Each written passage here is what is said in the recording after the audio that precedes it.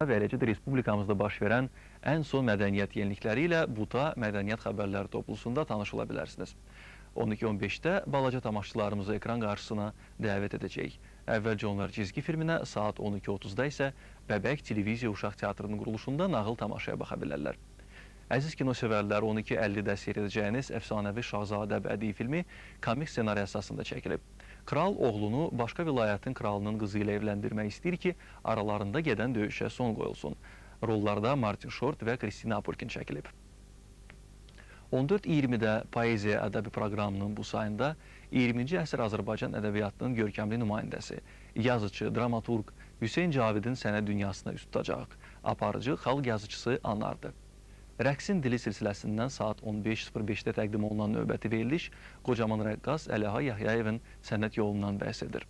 15:35-də Çələng.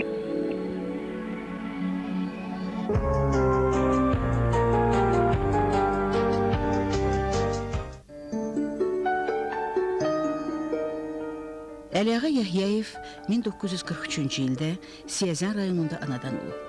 Hələ uşaq ikən valideynləri ilə birlikdə Bakıya köçərək burada yaşamağa başlayıb. Ailədə 7 uşaq olublar. Hər biri incəsənətin müxtəlif sahələrini seçib. Balaca Əliağa isə qədim mədəniyyət nümunəmiz olan xalq rəqslərimizi dərindən öyrənməyə başlayıb. Əliağa müəllim hələ lap uşaqlıqdan həvəs göstərib rəqs sənətinə.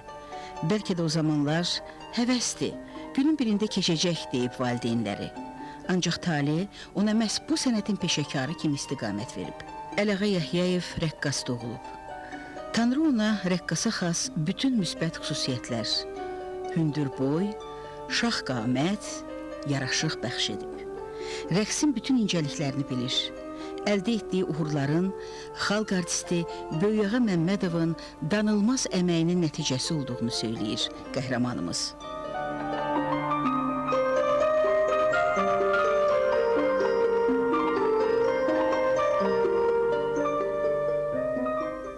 Min 1954-cü ildə mən 130 nömrəli məktəbdə 3-cü sinif şagirdi idim. Yeni il şənliyinə bizi deməli apardılar, yadıma gəlir ki, apardılar. Şənlikdə orada çalırdılar, uşaqlar oynayırdı. Mən də onlar kimi düşdüm, ortalığa başladım oynamağa. Neyse bu şənlikdən sonra bir 10 gün geçti.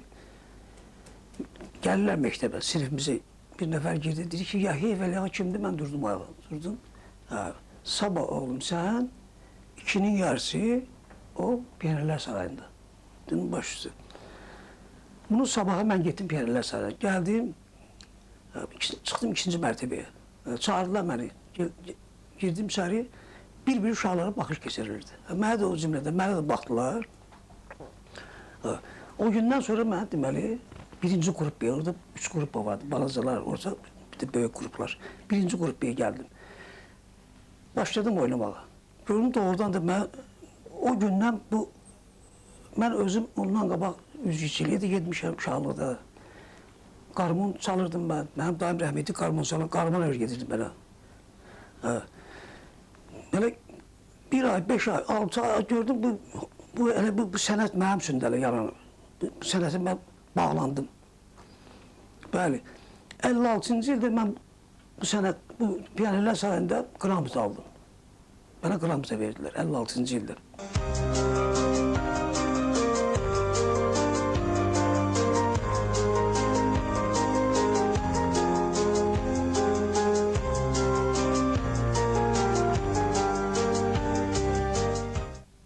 Məndən soruşsalar ki, özü kimi hansı rəqqasa oxşatmaq istərdin? Mən uşaqlığımda elə demişəm, sonra da deyirəm elə. İstərdim ki, mən öz müəllimim, Böyüyağa müəllimə oxşayım. Çünki Böyüyağa müəllim rəqqas gərək, aktyor olsun. Səhnəyə çıxan kimi publikanı alsın elə. Mimikası olsun. O, mənim Böyüyağa müəllimimdeydi. Mən həmişə onu izləyirdim, onun manierasını. Hər bir onun hərəkətini, onun tələbəsi olmuşam mən. Bəlkə də ona görə mən elə çıxmışam birincilər cərgəsi sırasında, elə mənim müəllimim Böyüyağa müəllim olub. Onun əziyyəti mənim üstümdə çox olub. Elə vaxt olub ki, bir ay getməmişəm, gəlib görüb ki, Onun yolu Küpsaka Kamsomon tərəfi, biz də orada yaşayırdıq. O ərazidə. Gəlib görmə orada futbol oynayıram. Çağırdı, ay ya, burada ne saxladım, sabah sən piyanilər sayılır, gəlməsin. Evə gələcəyim dalınca. O tələbələrini çox istəyirdi. Tələbələrin üzərində çox işləyirdi. Bizim ailə musiqiçi ailəsi olub. Yəni bizdə qarmon ifaçılığında az çox bacarıb belə özünə məxsus çalıb da. Eyni zamanda nağarada və yaxud da ki, o musiqi duyumu güclü olub onun. Onun qanında musiqiçi qanı axar kimi o rəqqaslığı özünə, necə deyərlər, bir peşə kimi seçdi. O peşə də onun üçün mənim zannımca heç uğursuz da alınmadı. Rəqqaslıq çox çətin peşədir. İstər qadınlar üçün, istər kişilər üçün. Mən bir tamaşaçı kimi onu həmişə izləmişəm. Baxmayaraq qardaşıyam. Önəmli rəqqasalarımız olub, bir Kamil müəllim, Qorxmaz müəllim. Sonlar illərdə heç onlardan da geri qalmırdı. Bu qardaşım olaraq mən onu tərifləmirəm. Nəyə görə? Çünki tərəfkar idi özü üzərisində. O tərəfkarlıq o qədər onda güclü idi ki, hətta mən bizim ailədə rəssamlığı seçdim də. Hətta mənim sənətimə də gördü, çox vaxtım daxil edirdi, baxırdı ki, belə olmasa belə yaxşıdır, belə olsa belə yaxşıdır. Yəni bu insani keyfiyyətləri ki, bunda var idi, o sənətini özünün xarakterində, sənətini də keçmişdi, sənətindən özünə də.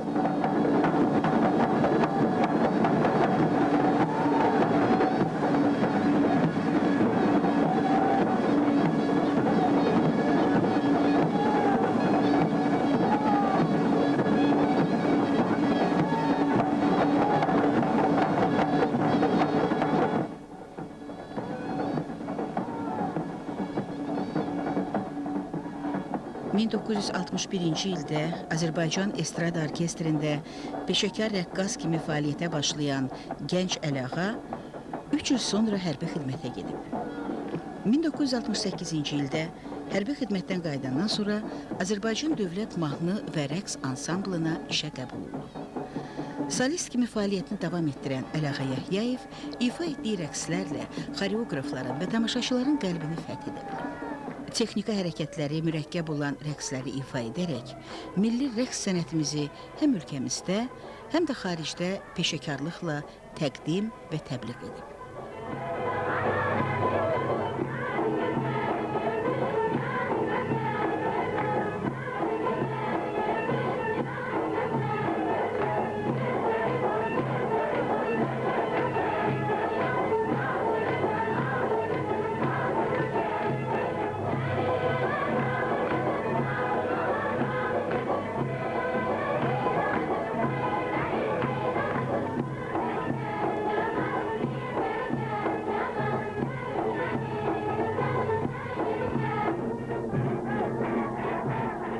Biz Əliağa ilə uzun illər Azərbaycan Dövlət Mahnı və Rəqs Ansamblında solist kimi fəaliyyət göstərmişik.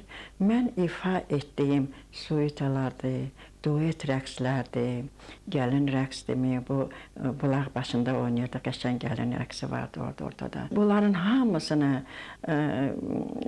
onunla həmkar kimi, yəni duet rəqqas kimi bir yerdə qastrollara getmişik, bir yerdə möhtəşəm konsertlərdə iştirak eləmişik. Azərbaycanın bir qarış-qarış bütün rayonlarında, kəndlərində, lap çoban konsertlərində imtina eləməmişik. Uzaq xarici ölkələrdə, deməli, Avstriyada, İtaliyada, Daniyada, Hollandiyada, Macaristanda, Afrika ölkələrində, Ərəb ölkələrində biz bərabər, deməli, qastrol səfərlərində böyük uğurlar qazanmışıq. Əliağa Yəhyayevi mən 71-ci ildən tanıyıram. Demək olar ki, biz onunla bir yerdə 11 il işləmişik, filarmoniyada işləmişik. Azərbaycan Dövlət Mahnı və Rəqs Ansamblında bir yerdə çalışmışıq. Əliağa çox yüksək səviyyəli bir rəqqasdır.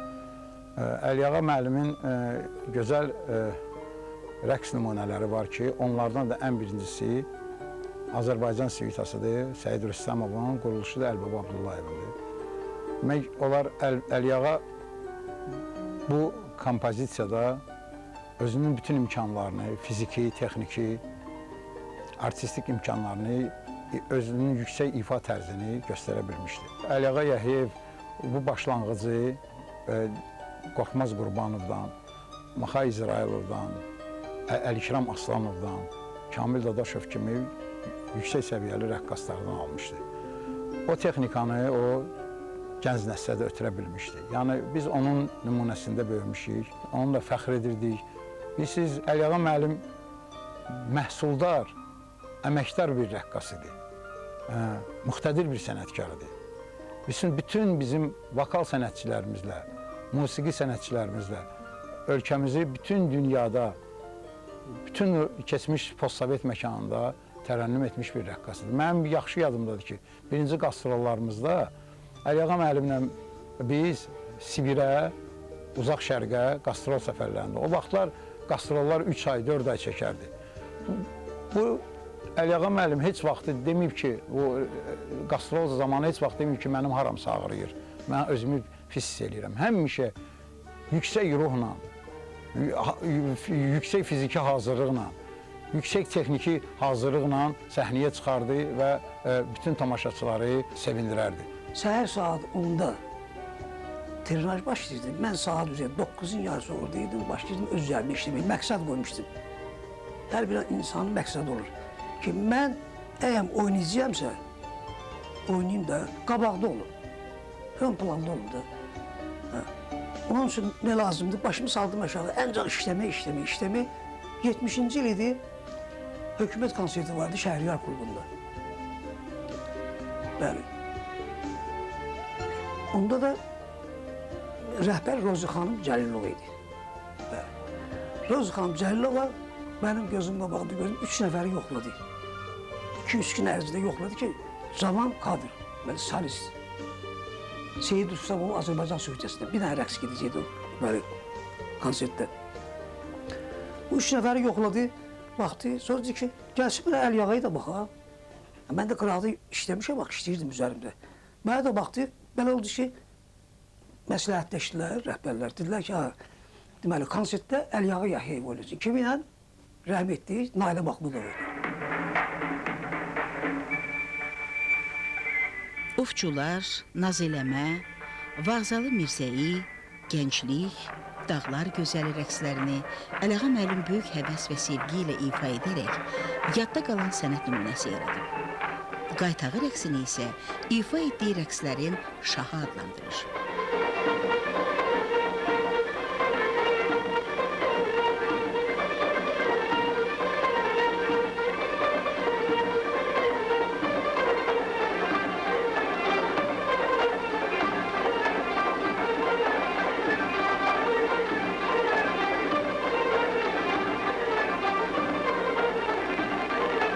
Avropa ölkələrinə bizim qastrol səfərlərimiz olanda həmişə böyük uğurlarla vətənə qayıtmışıq. Ancaq xatirimdə Avstriya, Viyanada olan konsertimiz, möhtəşəm konsertimiz, inanırsınız ki, hər dəfə onu xatırlayanda mən çox belə həm kövrəlirəm, həm sevinirəm ki, mən Azərbaycanımızı Əliağa bəylə bərabər təmsil eləmişik. Orada biz çox konsertlər verdik bir neçə şəhərlərdə və Viyananın özündə bizim bir konsertimiz olmalı idi. Ratuşanın qarşısında, bizdə bələdiyyə deyirlər, orada böyük bir sahə idi. Deməli, böyük bir binadır. O binanın ortasında səhnə qurulmuşdu.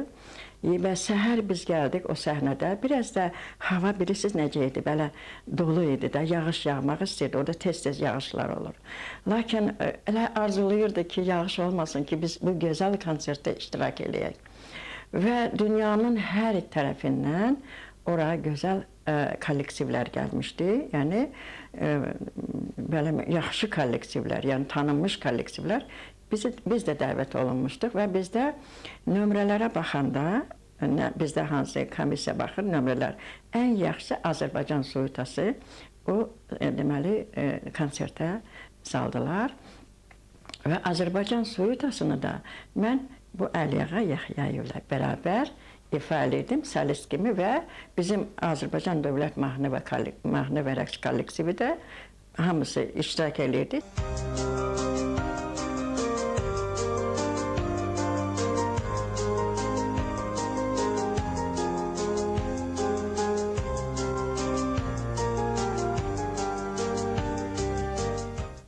həmin konsertdə Vena baleti bilirsiniz, necə gözəl, necə tanınmış, necə belə balet dünyada öz yerini tapmış bir balet kollektividir. Bizdən qabaq onlar çıxış eləyirdi.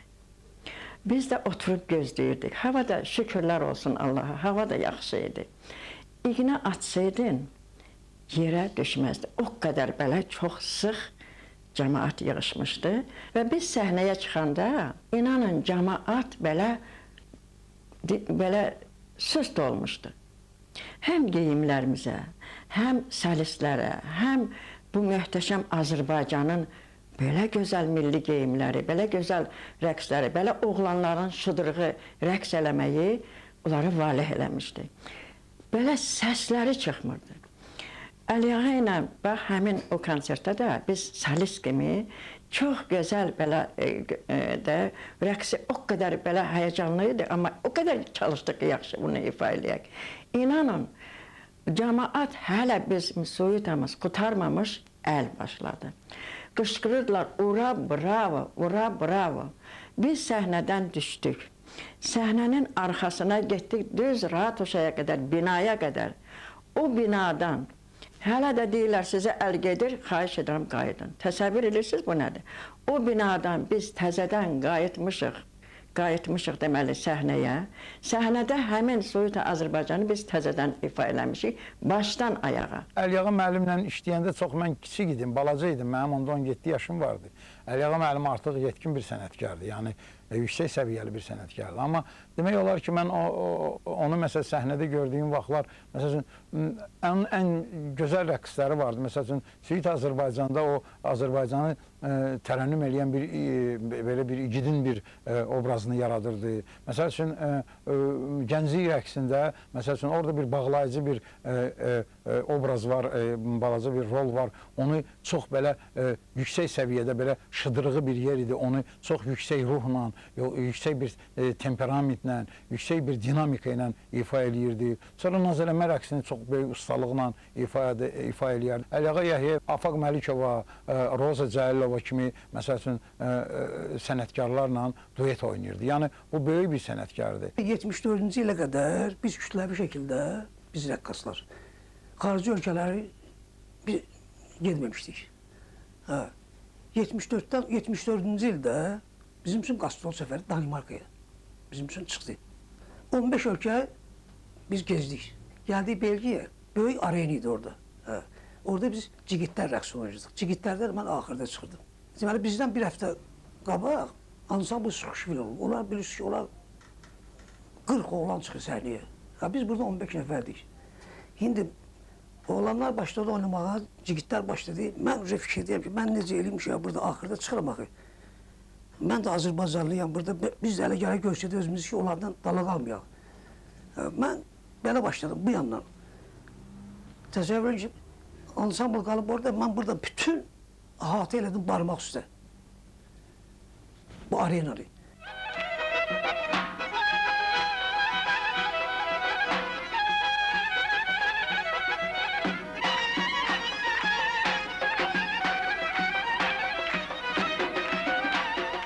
...1984-cü ildə təqaüdə çıxan Əliağa Yəhyayev rəqs sənətindən uzaqlaşmadı. Bir neçə il Veteranlar Klubunda fəaliyyətini davam etdirdi. Bu da heç şübhəsiz onun sənətə olan sonsuz məhəbbətindən irəli gəlirdi.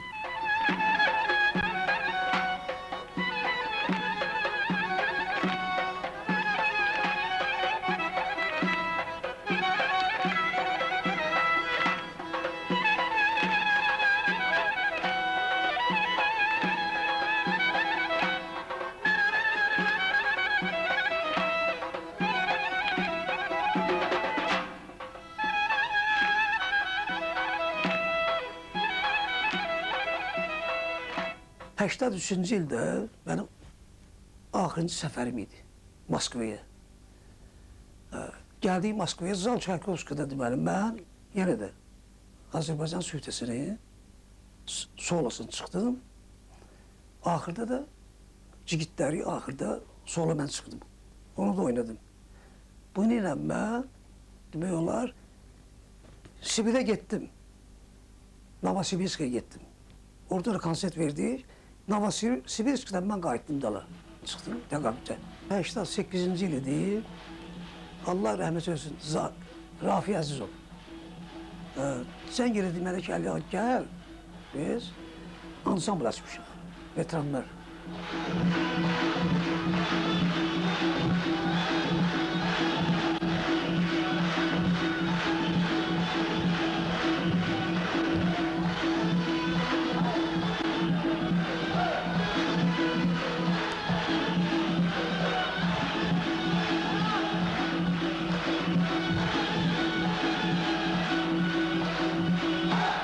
Gəldim, gördüm, doğrudan uşaqlarımızı, keçmiş uşaqlarımızı yığılıblar.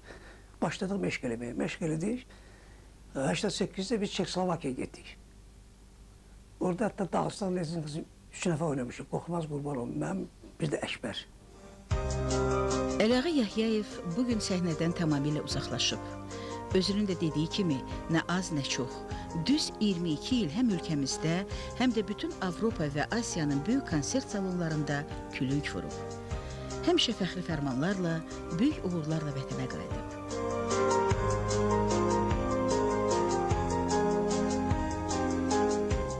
Hal-hazırda Əliağa Yahyayev səhnədə olmasa da, istər-istəməz onun texnikası, onun rəqsləri indiki nəsilə də keçib.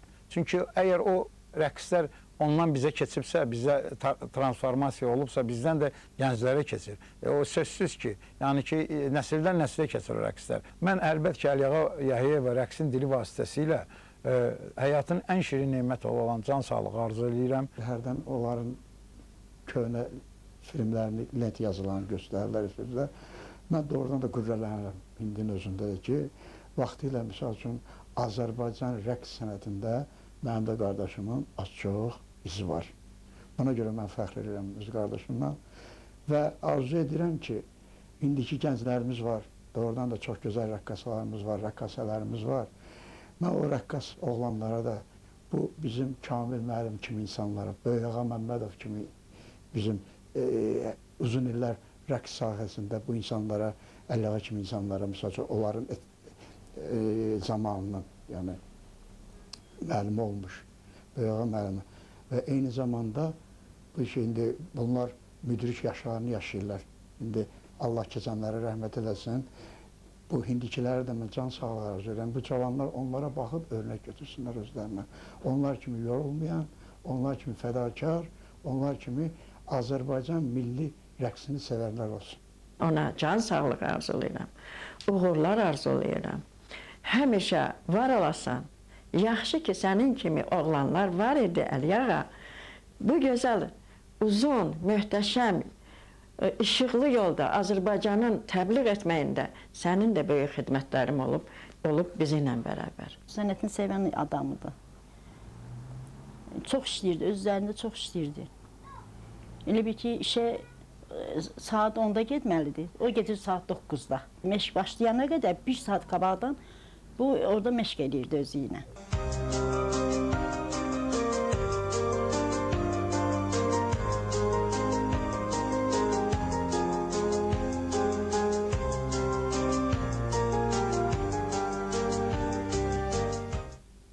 O bizim evimizin ağası, evimizin ruzusu, arxamız, hər şeyimizdir.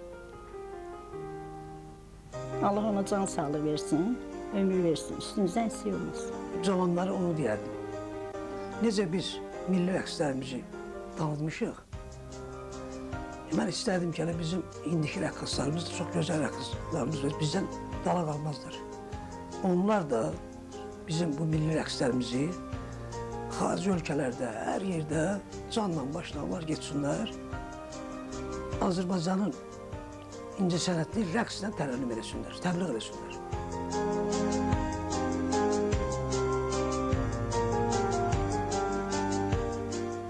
Ailəsinin ağsaqqalıdır, qayğıkeş ata, nəvələrini böyük məhəbbətlə sevən babadır Əliağa müəllim. Rəqsin dili verilişinin kollektivi olaraq qocaman rəqqasımıza can sağlığı arzulayırıq. İsti nəfəsiniz ocağınızdan əskiyi olmasın.